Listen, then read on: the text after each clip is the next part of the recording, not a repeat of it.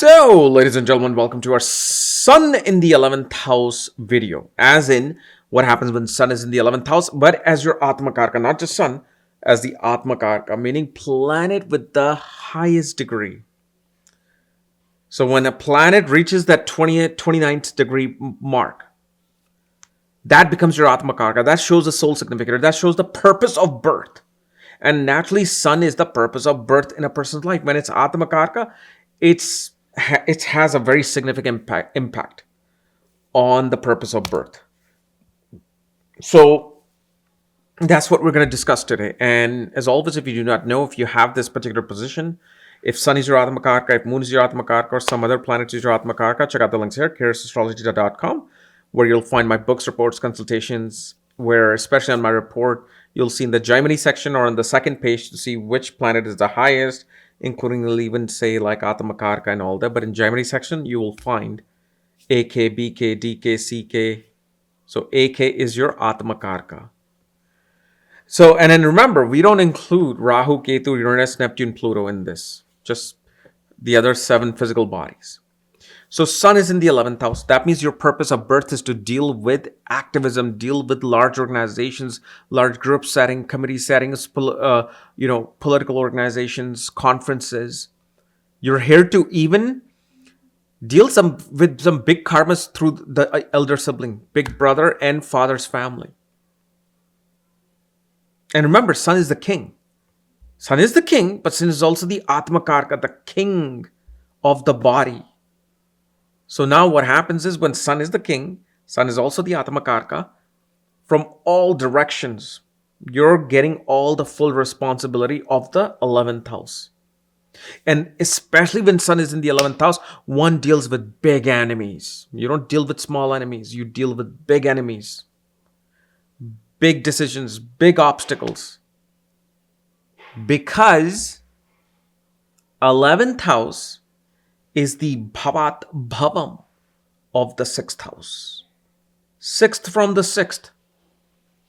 So whatever you deal in a big way. You get into debt, you get into a debt big way, and that's now your responsibility. But also the 11th house is 12th from the 12th. Bhavat bhavam of the 12th house, meaning if you want enlightenment, if you want moksha, don't run away from duties, don't run away from things. You gotta do things for society. You gotta be there for society. You've gotta bring some kind of a positive change in society. That's how you find your moksha. That's how you find your spiritual enlightenment with this Sun.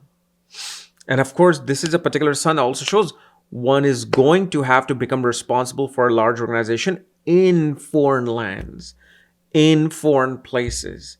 Sun in the 11th house may also make you the eldest sibling in the family as the Atmakaraka.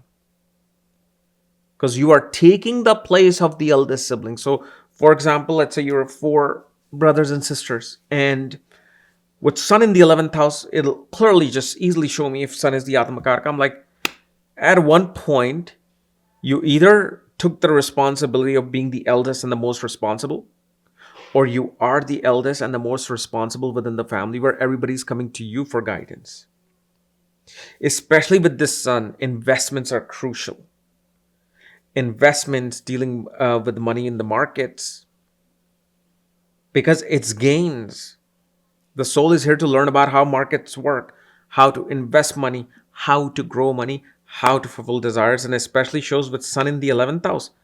Father would have tremendous amount of desires in their life that they're wanting to complete.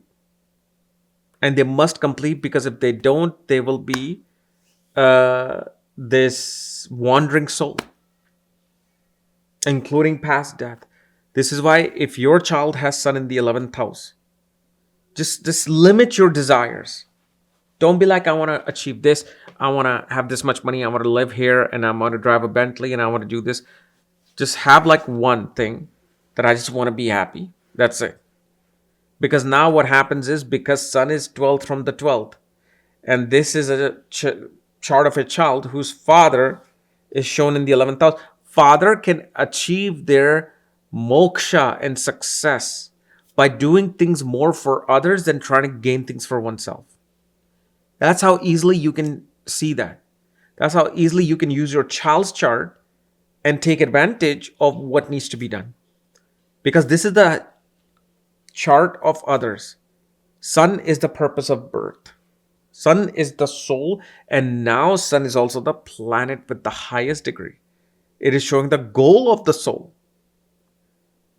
So the goal of the soul is be part of large organized event, be part of large gatherings where you are giving yourself in service. You are doing something to better their life.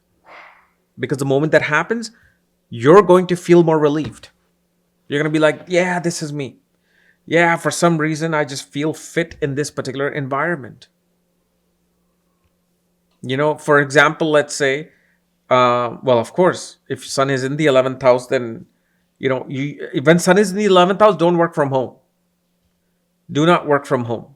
Work from outside, be outside, be in an office-like environment.